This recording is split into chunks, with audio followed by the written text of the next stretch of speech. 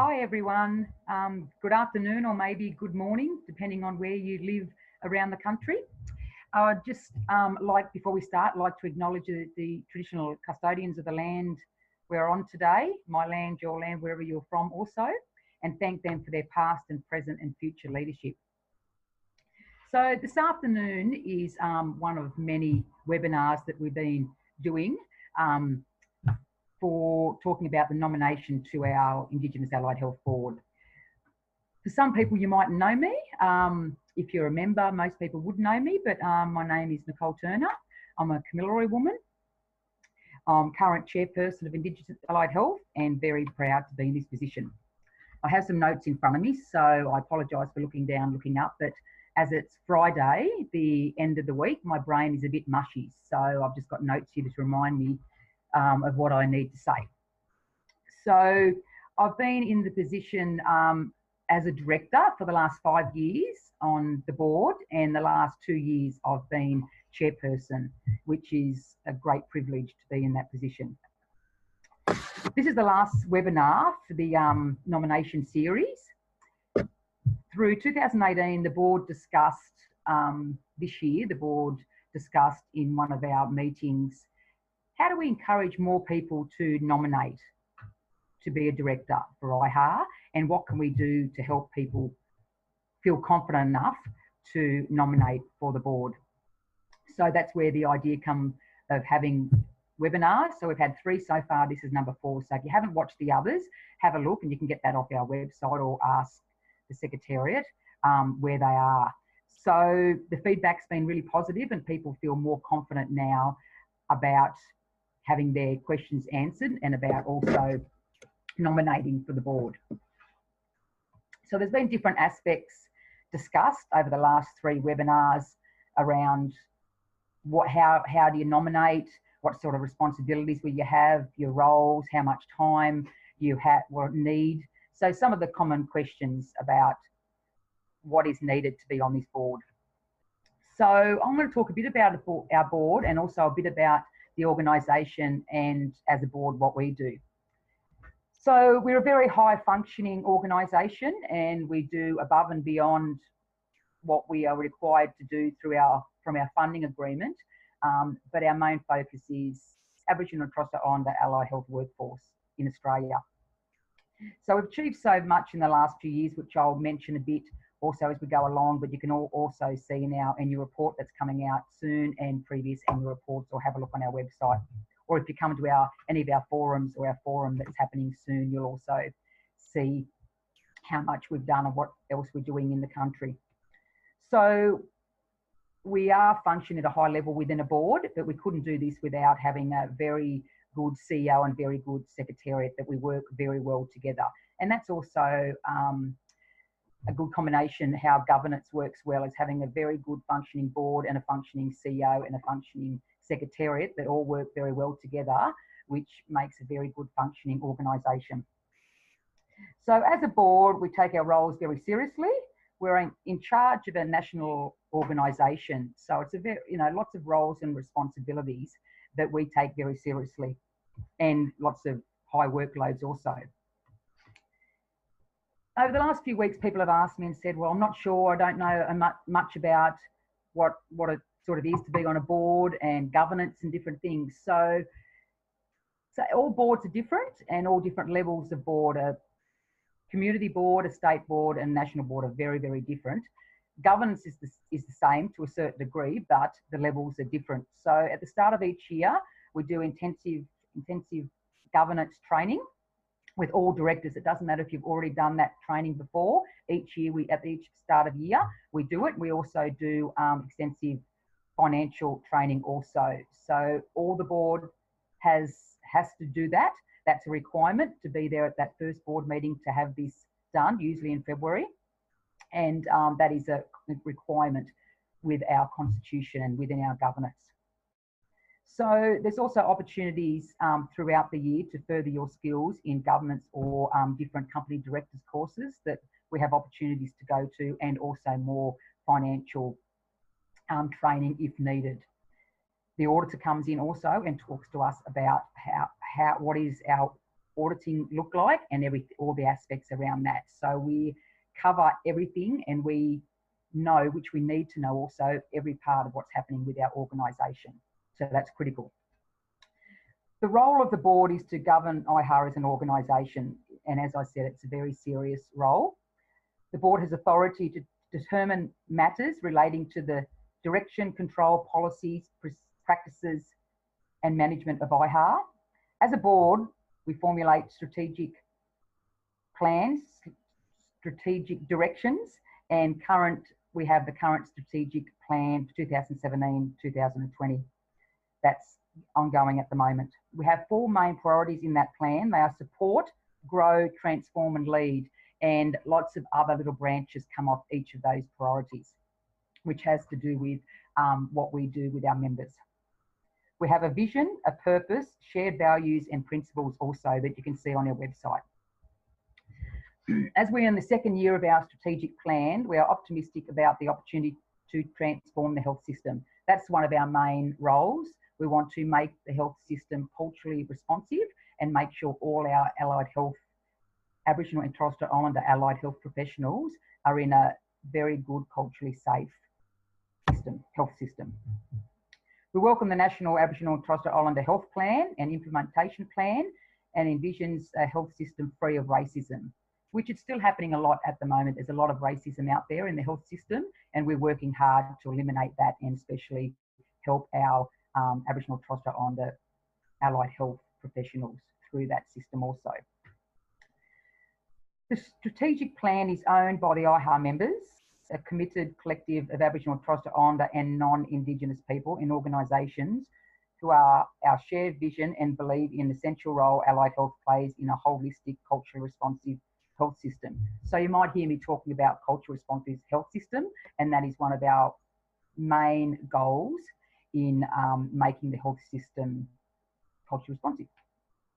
So our direction for the next 3 years is in our strategic plan, which you can have a look at on the website. And if you're thinking about nominating for the board, it's a good idea to have a look at that. And it's not long, it's not very long at all, it's short, but all our main priorities in there and what we want to achieve and what we want to get to in the next 3 years. As a leading national organisation, we provide professional development opportunities and support for our members. We do this through our mentoring program. If you're not sure about that, have a look on the website. We do a very good mentoring program also. And we do lots of scholarship opportunities that some of you might have already been aware of or already had that opportunity to get a scholarship through IHA. We strengthen leadership capacity across the allied health and Indigenous health sectors. And so the way we do capacity building also is through our board and through our Student Representative Council. And if you don't know about that, have a look again on our website and see who they are. But we do a lot of capacity building around our board and around our student council and for our members also. We work closely with key education stakeholders to support educational pathways into allied health and improve health curricula. We do this with many universities. Our CEO has a very good relationship with lots of universities, and looking at the current curriculum and how it needs to have more about culturally safe and culturally responsiveness health systems in there. And also the other thing that we're very proud of this year, we developed our first Northern Territory Health Academy. And I can tell you more about that another time. But that's something very proud. So we're looking at pathways for young Aboriginal Torres Strait Islander students in Northern Territory at the moment. And there's lots of interest around going other places around the state. But we've started this. We have 16 full-time students that come in 1 day a week and to our health academy. So that's something else we're very proud of, looking at pathways into a university, allied health university degree once they finish a certificate in allied health assistant. So we work in partnership with key stakeholders also, and we have a lot of key stakeholders around the country. We provide expert advice to governments and stakeholders on Indigenous allied health workforce and Indigenous health policies. Our CEO and myself meet with various ministers around the country on a regular basis to discuss Aboriginal health workforce issues and other issues around Aboriginal health and Aboriginal affairs. So we have a really good relationship with government, current government at the moment, and all governments at the moment, and that helps a lot when we're forming good relationships and looking at programs, and especially something like our Health Academy. So the other thing is we work closely with health sector partners and communities to improve access to culturally safe and responsive allied health services. So we've been doing a fair bit around our culturally responsive framework that we've developed, which has been really critical to us and critical to the success of transforming the health system. And if you haven't heard much about our cultural responsiveness framework and our cultural responsiveness workshops, have a look at that. And if you haven't already been to one, I really, think that you should go to one and see what we do. We've been doing a lot around the country, especially with non-Indigenous allied health professionals, and the feedback's been incredible. So yeah, so something that we've done by request, that it's not cultural awareness, it's more than that, it's giving people the tools on how you actually be culturally responsive. So that come from requests from non-Indigenous and Indigenous organisations looking for more about how people can engage and do different things with Aboriginal and Torres Strait Islander people. That's been a very big success. As a national Aboriginal and Torres Strait Islander organisation, the peak body, we have a leadership statement also that is on our website that you can have a look at, and that is what we believe in, and that is what our organisation is about. But it's about also, we're committed to leading in the allied health sector and working closely with Aboriginal and Torres Strait Islander peoples and communities. We view our leadership roles through a unique and diverse lens that support Aboriginal and Torres Strait Islander peoples, culture and knowledges that are essential to achieving our vision. So we've got a vision also, but this is what we believe in, and it's different because it's looking through the Aboriginal and Torres Strait Islander lens. So there's lots of other leadership statements out there by mainstream, but this is looking through a different lens, and we have to remember that by looking through a different lens, it is different. We work closely with each other and our communities to assert Indigenous rights and have ownership over Aboriginal and Torres Strait Islander people's health and wellbeing, and improve access to allied health services. That's something else we do. We're looking at how access can be improved, and looking at also, we talk about the A's, and as a board, it's really important with the strategic plan, looking at not just access, but availability, affordability, appropriate cultural safety in organisations too. So we're very serious, and we take all this very serious also as an organisation. So you can see, as a national organisation, we do a lot around the country, and we will continue to do so. So being on IHAR board is really important to have that national vision and that strategic direction about how we drive our organisation into the future and how we can change at a national level and have input at a national level. In the last few years, IHAR has grown as an organisation, not only in members but also in staff. So we have a big workload, and we are still only a small organisation, but our staff work very hard to get everything to what we want as a board, and work on that strategic plan to go where we want to go. So, and this has been noticed by government as our funding was renewed for another 3 years, which is great. We had a small increase in funds, which is always good also. So we are noticed by government, and we have a good relationship with government and ministers, and this is important to our success also. Donna Murray, our CEO, has regular meetings with ministers in Canberra and also in other states around the country. And that's another thing why we want people from other states. Our directors are from all different areas, and they're from all different disciplines also. So as a collective, we come together from all different states and territories and different disciplines.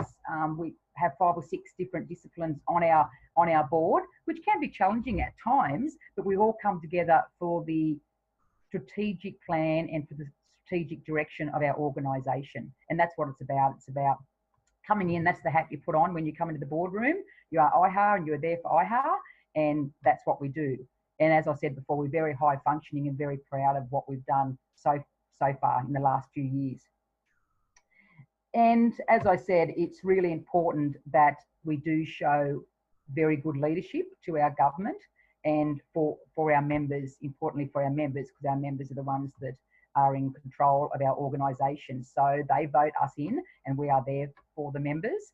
And our credibility is very high with around the country. So around the country, most people know who IHA is now, and it's really great to go places and be recognised for all the hard work that we all do around the country.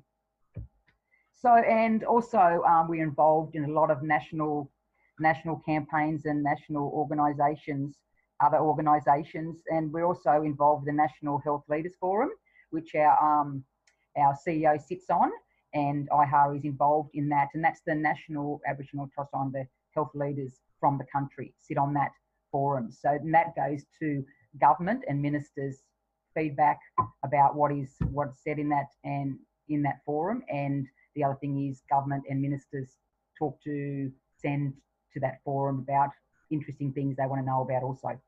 And the other thing is that we're in part of the Closing the Gap steering committee also, and around the whole refresh also of Closing the Gap and other important national campaigns and national reports that are happening at the moment.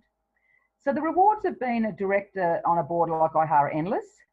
If you're willing to put in the work, you'll really enjoy being part of a national organisation. As I said, there is responsibilities, and the other 3 webinars talked about the roles and responsibilities, how much time. So you do need to put a bit of time to it, and you know there is 4 meetings a year that you need to commit to, and a lot of before the meetings there's a fair bit of reading that you have to go through the board papers and know exactly what it is.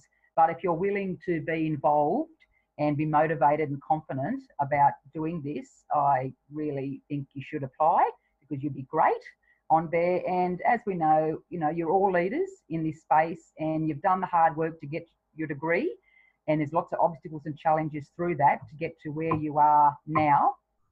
So it's great for you to think about nominating. And, you know, if you want to call me or have a talk to me or anyone else at the Secretariat about any queries you have, or the Secretariat can give you my email details about queries you have.